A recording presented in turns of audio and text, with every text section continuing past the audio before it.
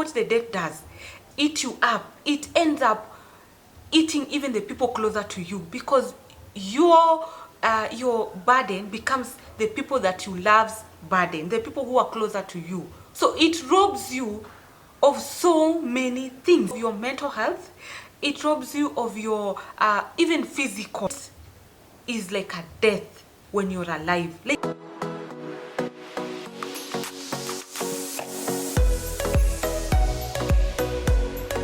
Welcome back to my YouTube channel. I'm so happy you guys are back. So this is the second part of the debt part series, three part series of why are people in debt, the burden of debt, and how to get out of debt. Okay, so today we are talking about the burden of debt. Okay, as we spoke on the last video, the reason why people go into debt, if you can remember what we talked about, is because of things such as living beyond your means, unfulfilled needs, wanting to wear high-end brands, loneliness, you know, just to name but a few of the things that make people go into debt, and overconsumption of things. Okay, so now let's come back to the burden that the debt has on an individual. So once you have taken on debt, or you have found yourself in a place where you're overwhelmed by debt, okay, first I empathize with anyone who is feeling so lost in debt, because I think most of us have found ourselves in that situation in one time or another. Okay, by you wanting it, something that you did yourself, or circumstance around you getting into the debt. If you had a parent, or you had a parent who was sick, and you're forced to take debt to cover for their medical expenses, this is something that was outside you wanting going into debt. Okay, so we empathize, we extend empathy. But even if you took the debt because you wanted to take the debt, or you took the debt because of the circumstance surrounding your life, the fact of the matter is debt is debt, and you're going to feel overwhelmed. Either you wanted or you did not want, it's still going to be sort of overwhelming. Okay, so once you understand some of the things you need to understand about debt is, what kind of debt do you have? What kind of debt did you take? Did you take a credit card debt? Did you take a loan? Did you take a hospital debt? Did you take a mortgage? Whatever debt you took, you have to really understand which debt you currently have. Okay, because once you understand what kind of debt you have taken, then you're able to really see what you need to do. If you took a debt because of lifestyle creep, then you know what you need not to do next time. If you took a debt because you had a medical emergency, then you know you will need to work on your emergency fund. You understand what I'm saying? So you have to really understand where the debt came from. Okay, so one of the things that debt has is on your psychological, it has a very bad psychological impact on you. Okay, and what I mean by this is, one, you end up being stressed and anxious. Okay, let me tell you guys, if there's one thing that can cause you tremendous amount of stress and anxiety, you feel like you can't breathe. The thought of just feeling this it is not a physical burden, but you carry it physically on your body. You carry it on your shoulder, you carry it on your head, like you feel like it's in front of you. In case you find yourself in this situation where you feel anxious, stressed out because of the debt, and the reason why this comes so much is because once you've taken the debt, now the anxiety comes from the fact that you do not know if the income that you have currently, if you're employed, if you can be able to sustain, or you can still hold that job for the next 2-3 years. Okay, so that's where the anxiety comes from. So if you took a debt because of your pay slip, or your pay slip, you're now afraid of, I'm not sure if I'm going to be at this job or this work for the next 4 or 5 years, okay? Because if you're taking a debt for a long time, like 3 years, 5 years, then that's where the anxiety comes from, okay? You fear losing the job that is paying your debt, okay? That's number one. Why people get so stressed and anxious is because you don't know, especially with the current economic times, of how the banks are going to react. And when I say react, it means they are constantly shifting their interest rate, okay?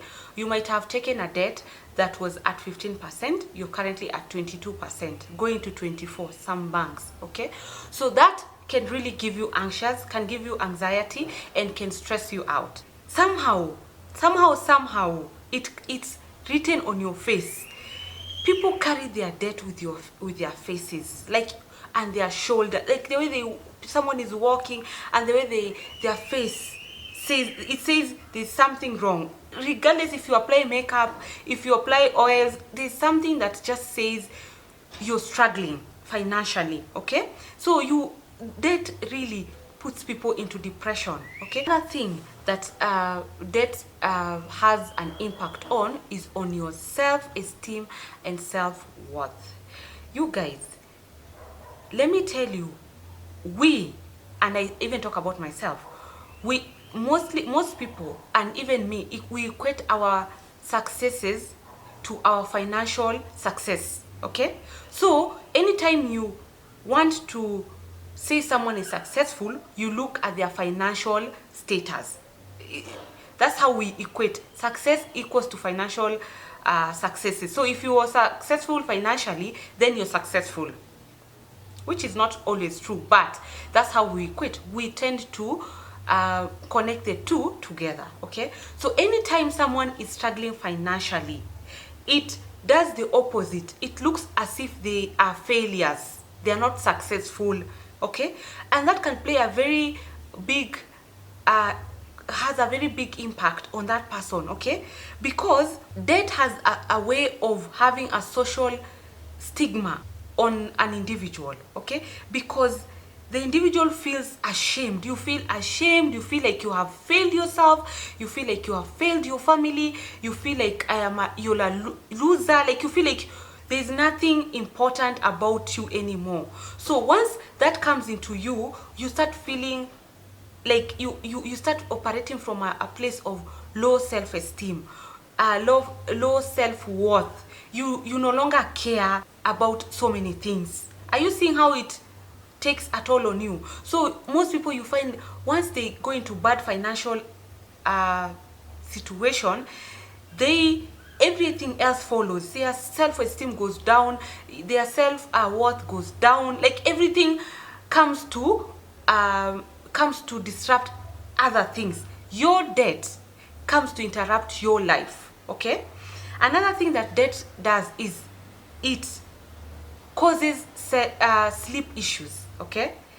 If anyone has ever been in debt, oh my God, if you've ever been in debt, you know how you can twist the whole night thinking about, how am I going to pay this debt? Where am I going to get money to pay this debt?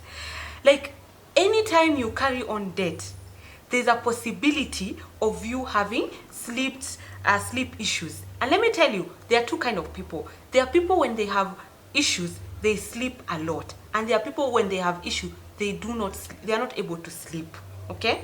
So when I say sleep issues, there are people who oversleep, and there are people who don't sleep at all. Like, they can't get, like, they will be awake the whole night thinking, and some, they tend to hide or tend to deal with that situation by sleeping excess. So if you ever see someone sleep excessively, like, don't think they are lazy. Probably they are going through something, and their way of trying to manage that thing is by hibernation. Yeah, you go back into your cocoon, like you're trying to protect you. Your body is trying to protect you. Your mind is trying to protect you. So you sleep because you're feeling overwhelmed, or you do not want to handle that situation, or it's so overwhelmed. The burden of debt has also a huge implication on family and relationships, okay? So let's start with relationships. let me tell you, if you have ever, most people or family, if you see the reason why they fall out, or the reason why friendship fall out, or the reason why people are fighting for something, you find most cases because someone loaned money to someone in their own family, or in their they gave their friends some money. That's why people say the best way to deal with money in relationship is you either give someone money and not intending to get it back. Like, give money that you're willing to lose. Don't give money and then you start harassing, or when you start asking for that money, the relationship dynamic shifts. So if you're friends, all of a sudden now you become the lender, they become the borrowers. So the dynamic shifts. It's no longer a standard or a level, the same level relationship. The same with your family. If your family member or your brother or your sister loans you money, the dynamic shift. So you're no longer on the same level. And then that's why people start feeling resentful towards the person who gave them money. Okay? So if you're giving out money, give out money that you're willing to lose. And assess the relationship. If you're willing to lose that relationship, or you're not willing to lose that relationship, it's better even you say, I will not lend you this money because I do not want us to destroy this relationship. Parental stress. Okay? If you are a parent and you have debt, good or bad, even if you took debt for your child's school fees, or for your family, one way, or even if it's a debt that you thought was coming to come and help you, once it takes a toll on you as a parent, as a mom or a dad, or a family, both parents, it trickle down to how you parent your kids. One, because if you want to pay this debt very fast, it means you have to look for another source of income, which means you will be away from your family most days, or longer period of time, because you're working to be able to pay this debt. Okay? Number two, if you're stressed out and your emotions are all over, you tend to lash it out to your kids or to the people who are closer to you, which is your family members. Okay? So you end up not parenting your kids the way you would want to parent them. Okay? So it also trickle down to the kids' emotions, because now they can see all of a sudden mommy and daddy are not okay. My mom comes to the house, she's angry. My dad comes to the house, he doesn't want to talk to anybody because of him or her being overwhelmed by debt. So you deny the child or the children that you have the joy of having a parent who is okay. So if they see you sad, they become sad. If they see you struggle, it becomes their struggle. Okay? So that's what the debt does. It eats you up. It ends up eating even the people closer to you, because your burden becomes the people that you love's burden, the people who are closer to you. Another thing that debt has is on the social interaction. Okay? Because the way we said, because debt has a social stigma. So people who have debt and people who have been publicly shamed for debt. Maybe you took a debt from a Shylock and they came to your residence and they took they repossessed your things. So people saw you being repossessed, or they repossessed your car, or they took your household items. So all of a sudden, because all the neighbors know that this person was auctioned, or this person, the people came to take things to repay debt, it becomes a social stigma. You start being isolated, meaning you do not want to go out, you don't want to go to any place where there are so many people, because you feel like people are going to judge you. Okay? So even if you had a vibrant social life, it declines because of the debt. Okay? So it robs you of so many things. It robs you of your mental health. It robs you of your even physical. I'm telling you, the people, when they have debt, they become so stressed out, they stop eating. They stop eating completely. Like, you lose weight, right? You lose, especially if you've taken debt that the lender is always on your case, or the lender is always calling you, it takes a toll on your physical body, it takes a toll on your mental health, it takes a toll on your family, it takes a toll on your children, it takes a toll on your spouse, it takes a toll on your social interaction, it takes a toll on your family, because now you don't even go for family gathering, you don't show up in family situation because you feel shame or you feel like you're going to be judged. Debt is like a death when you're alive. Like you stop existing when you're existing. It sort of robs you of your life when you're still living. Okay, so if you've taken a loan for 5-10 years, it takes away those 10 years of your life. These are some of the things or coping mechanism or solutions for you to manage the debt, the emotions and the impact of debt in your life. Okay, number one, have open communication. I'm gonna say this, you know, because the debt has a stigma. People don't talk about money. In fact, I think it was just recently that people started talking about money. I've always grown knowing people don't talk about money. So when you have debt, you don't even know who to talk to. You already feel like it's something that should not be talked about. So you don't even know how to ask for help, because you'll be stigmatized, or people are going to say, you know, he has debt, or this person is struggling with debt. Okay, number one, don't mind what people are saying.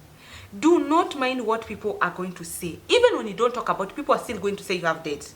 So you better have an open communication with your lenders. Talk to them. Tell people when you're able to pay and when you're not able to pay, so that number one, you can restructure your debts, or you can extend the period of time that you're paying that debt. Okay, because when you keep quiet and you isolate, people cannot help what they don't know. Even I've seen people who have taken debt or loans from individual. Reach out to those people and tell them, I am struggling at the moment. I will only be able to pay you this amount of money. When you talk, I'm telling you, when you communicate, even if that person looks like they can't understand, I feel like sometimes it gives you an option of them having the decision of what to do. Like you tell them what you're going through, then you allow them to make that decision. Okay, instead of you not talking about it, so they don't know if you're struggling or you're not struggling, or your income has declined, or you've lost your job, or for one reason or another. Okay, so have an open communication. Number two, for your family, talk to your family when you're going through debt. If you're a man especially, please don't victimize the family, your wife and your children, because of things they don't understand. They don't understand that the reason why you're angry is because of the debt that you took on their behalf to buy for them a house or to take them to school. Have an open communication. Talk to your family, sit down your family, your wife and your children, and tell them the reason why your daddy is stressed or your mother is stressed is because we have this debt. And this is the reason why I'm not able to I'm not around most of the time because I'm working, or I'm working excessively, or the reason why I don't like talking about it, talking in the house, or the reason why we are not going out on the family outings. When you talk about issues, the people who love you understand, instead of victimizing the children and your wife for things they don't understand. Because men have a tendency of not talking about issues, especially concerning money. When you keep quiet, people don't know how to assist you. Okay, so that even your family can come together and say, now we used to buy bacon and buy sausages for breakfast, can we reduce this and probably cut on our budget so that we're able to help your spouse, or help your father or your mother in paying this debt, so that they feel like it's a joint thing in the family. Because when you carry the debt alone, you will punish the people you took the debt for. Best believe. Number two, seek professional help. If you do not know to handle, where do you start, where do you end? We are all gifted differently. So seek help. Financial advisors can help you. A debt counselor can help you. They can come check your finances and tell you where you need to begin. I don't know how to say, like, where did you go wrong? Where did it start Where did the rain start hitting you? Okay, because those are the things that help you to see. You might be good in making money, but you don't know how to manage the money. So you can look for the money and look for someone to manage the money for you. And that's why we have professional financial advisors and debt counselor. Okay, but when you're seeking those people, please do your due diligence properly, and don't, so that you don't connect yourself with people who are not going to assist you in the long run. Okay, another way of budgeting. Okay, I have said, and I'm gonna say it over and over again. Okay, you go into debt because probably you assumed you're spending 100,000 in your house, but when you budget, then you're able to see your household is not 100,000. You end up spending 50, 150, 200,000, 300,000, depending on a lot of circumstances surrounding your life. Okay, so when you budget, it helps you to see where you're having excess spending or where you need to cut back. Okay, so please, the only way to get yourself out of the situation is to know where the leak is coming from. And you can only know that when you budget your money or budget your household and see your income versus your expenses, how much money is coming in, how much money is leaving the household. Okay, another thing is the mental health and support. Okay, so if you find yourself in debt and you're stressed out, you're depressed, you're feeling anxious, you're feeling isolated, you're feeling like your life has just come to an end, kindly seek mental support. You go to therapy. Okay, because you've seen it's taking a toll not only on you, it's taking a toll even on your family. So you seek help to be able to manage your mental health. Because I'm gonna say this, anytime your mental health has declined, it's like you're breathing underwater, and that is not sustainable. You have to get yourself out to be able to breathe in the open air. Okay, so assuming you have dived into a swimming pool, okay, and you can only breathe underwater for, like, let's say 5 or 10 minutes, it's not sustainable for you to breathe underwater for a long period of time. You have to come up hill. So you have to support your mental health as a way of inhaling as much as you're in water, but your head is above the water, so that you're able to see the circumstances and the issues level-headed, not submerged. Because when you're submerged, you're not able to make wise decisions. I have had experience of debt and what it does to your physical, mental, and emotional well-being. Okay, so when I'm coming to say, try to get out of debt, stay out of debt. If it's not necessary for you to be in debt, don't be in debt, because it does more harm than good to you. Okay, and let me tell you guys, I want you to stay out of debt for 1 year. Okay, and then if after 1 year you still feel like you need to go into debt, then go back into debt and see the difference when you're in debt and when you're out of debt. Okay, so you see the burden of when you're operating in debt and when you're not operating in debt. So if after 1 year you feel like it did not do you any good, then you can go back and take debt. I've given you permission. Just observe yourself in the both circumstances. Okay, and see how debt has a burden on you. Okay, as you're paying that debt, I don't want you to feel like you're stigmatized. I don't want you to feel like people are judging you. You can make a mistake. Let me tell you, everyone makes a mistake. You can make mistakes. The issue is being aware that it was the mistake in the first place and working towards getting yourself and not repeating the same mistake. But the worst is for people to judge you because you made that mistake. Okay, and other people are also going through what you're going through, so that you don't feel overwhelmed and you don't feel like it's the end of the world for you. Kindly share on the comment below, leave encouraging comments, encouraging experiences, so that people are able to go through life knowing they are not alone. Okay.